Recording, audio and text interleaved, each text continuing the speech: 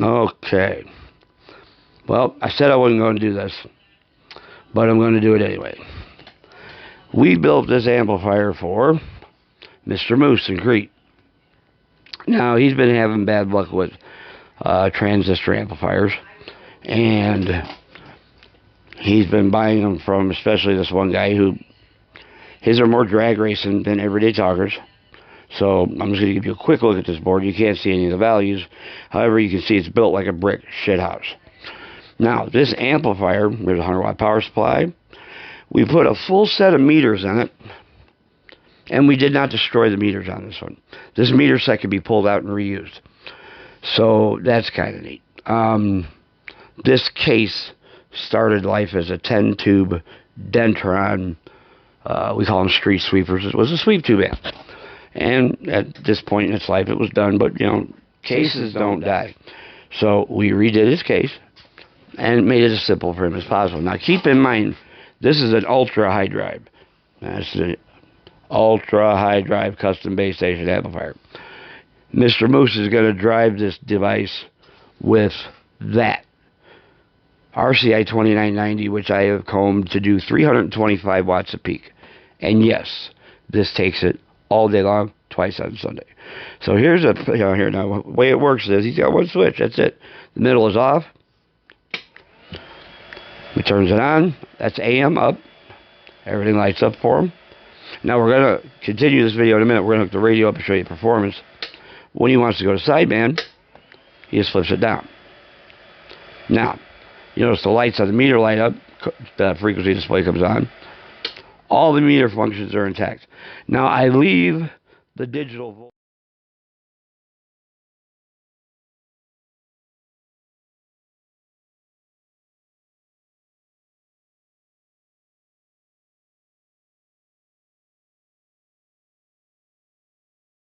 The digital voltmeter running all the time, whether the amp is off or on. And the reason for that is if you walk up to it and it says 10.9, there's no reason in flipping the power switch. You stop and unplug it. So here it is. I don't even know what to call it. It's a birdcage platform because I built it, and it's going to last probably longer than me and the guy that owns it. But this is what you can do with an old sweep tube box. Cut them up. Build yourself a nice 4-pill board. Don't take too quick a look at it because if you copy it, I'm going to sue you. There's his power supply. Everything's tied down nice and neat. Dual caps to keep everything stiff. 409, why do you have a knob wrapped around that antenna cable? Well, think about it. Do you ever want a right angle RF? No, you don't. However, I wanted the link to be what it was to keep the chamber tuned from the watt meter to the output. So that's what we had to do. I put the knob in there so I could keep, like a drift loop, I could keep it a circular motion instead of an L, which would cause impedance. So there it is, a quick look. I'm going to set the lid on it, put the radio on it, and y'all can get to see what really goes on in this place. Stand by.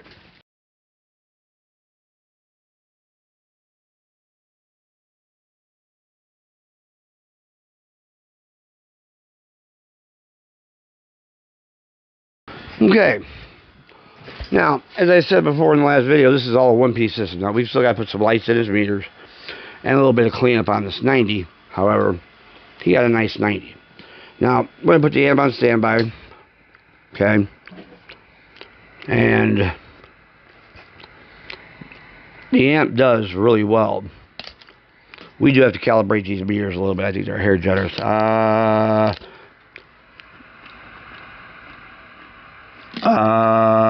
40 watts or 400, but just short of 400, which is a little generous. It's actually 325, so I got to go in and correct that. But now that's just the radio. So now we go over and we turn this thing on.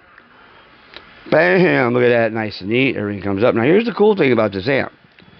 When he keys, watch the meter lights. We've put a dual mode meter lamp setup in here. The amp doesn't key, lights don't change color. So we're on the 1,000 watt scale. This is a 4-pill amp being hit with 400 watts. Audio. As you can see, the 1,000 watt scale barely holds it, which is about perfect. We go over here to the voltage. That's because I'm talking with the stock mic. Now there's our voltage meter right there. Okay, now that's always going to show us our voltage. The gentleman that owns this is actually on the radio, so let's see what he's got to say. What about it, Moose? Yeah, bud. All right, I got away from this microphone. Is that better? Yes, sir. I got a stock mic on it right now. The 300 watt dead key and about a kilowatt. Damn, dude. Nothing about it. So there you go. As you can see, what kind of meter readings are you getting on it? And if I stay away from the stock mic, is it audible? Yeah, it is, but it's very audible. So there it is, a complete station. No watt meter sitting after it. What kind of mic is it? It's a POS stock mic. Yeah, I got a Chrome or...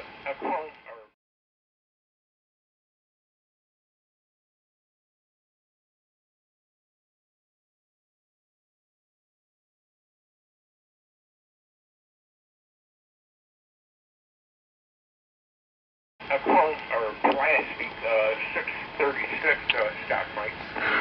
Well, we're going to put your stubby on it. Speaking of which, that's the little microphone we're going to put on this radio. I'm going to fix that up for him, too.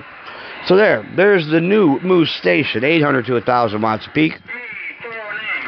Uh-oh, let's get another radio check. I'm doing a video, so be careful what you say. Hey, when can I bring them over? Remind me, what do we got and what are you bringing? Centron 40D, 2 of them, a realistic mobile, and a black shadow. Let me give you a call when I'm done making this video, because right now about half the nation just heard your message, because I'm doing a radio check with the video on. So how's this thing sound to you? You know the radio, it's fixed, and I built Musa, that 4-pill, it's done being built. What do you think? Well, you're hitting me in the red. Sounded good, though. Nice audio. With a stock mic, no less. 300 watt dead key banging $1,000. I think he'll like it. Oh, I think so, too. All right, I'm going to finish this video. Moose, 7.3s. Dragon, 7.3s. I'll be back. All right, guys. There it is.